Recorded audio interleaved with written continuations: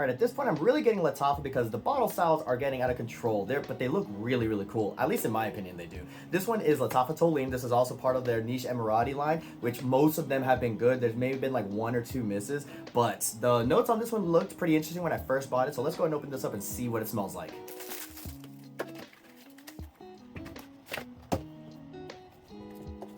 And here is the bottle. This has actually got a lot of heft to it. This is like probably metal mostly, but overall the design is actually pretty interesting. The bottle's heavy and overall it's pretty cool. All right, let's see what it smells like.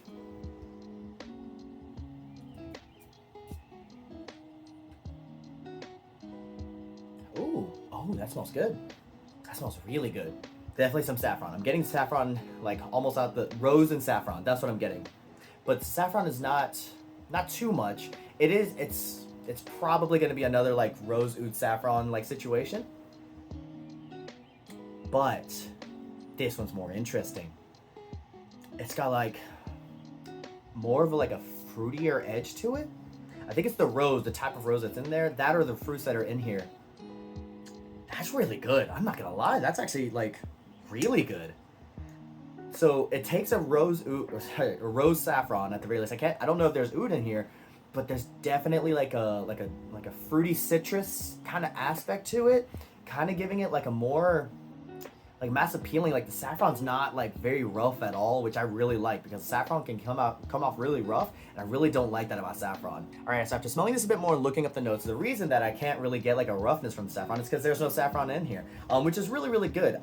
It definitely like smooths out a lot more as it goes along. So I think that the spice that I was getting was really more from ginger than anything else. That and some of the woods in there. There is some ambroxan in here, probably lending to that like mass appealing kind of feel, which is what I was kind of alluding to. There's definitely rose that's kind of surrounded by that ginger, and that citrus is also in the opening. As it dries down, it gets a little bit more sweeter, which I really, really like. I feel like this reminds me of something, but I can't put my finger on it right now. Either way, it is definitely like a rose forward fragrance, with like some like fresh spices, or yeah, some freshness and fresh spices in there, and some sweetness, especially as it dries down with the vanilla coming out and the ambroxan really just doing its work.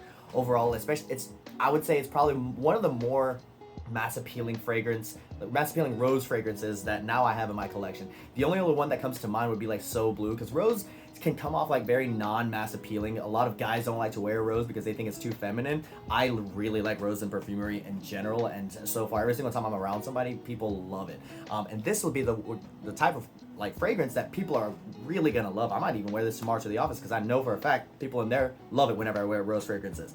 That all said, I'm gonna give this a very solid 8.5 out of 10. Like I'm serious. This is a mass appealing like rose fragrance. The sweetness in here is perfect. The rose in there is just right. The fresh spices in here and like the fruity kind of freshness also is just right. I'm really, really liking this right now. It's also one of those things that you could probably wear year round because the sweetness is not overbearing, and the freshness isn't like too fresh, you know, like for cool weather. So you could really wear this year round. It's very, very nice, and honestly, I mean, if for nothing else, the bottle, it's good enough to get just for that.